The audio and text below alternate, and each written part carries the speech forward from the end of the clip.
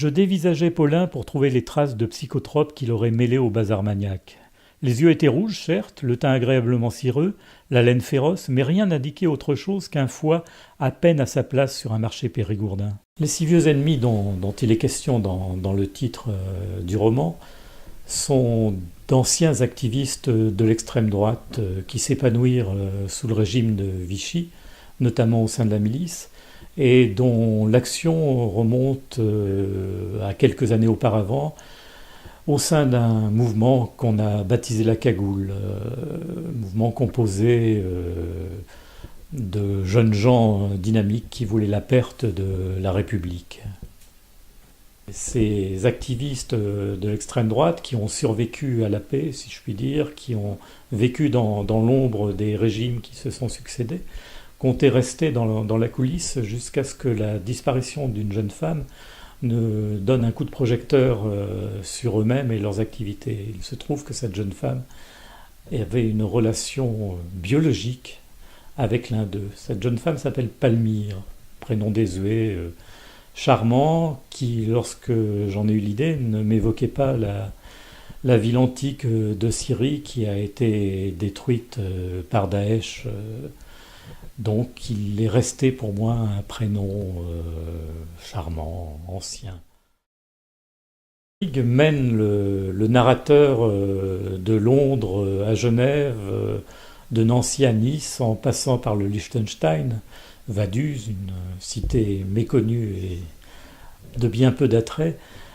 Mais la géographie de ce roman trouve son centre, son cœur, au sein de l'univers du Grand Maulne, près de l'école où le père d'Alain Fournier enseignait à Épineuil-le-Fleuriel. Il se trouve que l'un des chefs de la milice, Francis Boudelan, était un grand admirateur de l'œuvre d'Alain Fournier et avait décidé de quitter l'hôtel Métropole où il se trouvait avec un détachement de la milice pour rejoindre l'école du père d'Alain Fournier à Épineuil-le-Fleuriel. Il avait pénétré, il était rentré dans la salle de classe avec quelques miliciens en armes et s'était approché de l'instituteur pour lui demander s'il connaissait Alain Fournier. L'instituteur avait bégayé, n'avait su quoi répondre et finalement, craignant de dénoncer quelqu'un, avait répondu par la négative. Francis Boudelan était parti en riant et en disant « Eh bien, vous devriez ». C'est ce qui m'a conduit à situer une partie de l'intrigue au cœur de l'œuvre d'Alain Fournier.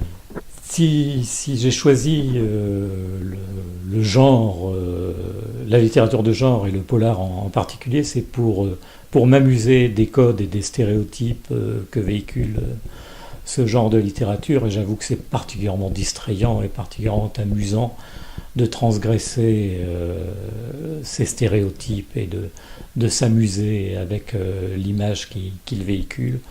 Eupham, le fidèle second, l'ami du narrateur, tire son nom du second prénom de Charles Dickens, Charles Eupham Dickens. Et à l'intérieur du roman lui-même se trouvent plusieurs références à l'œuvre de Dickens sous forme de noms de rues, de prénoms, de personnages.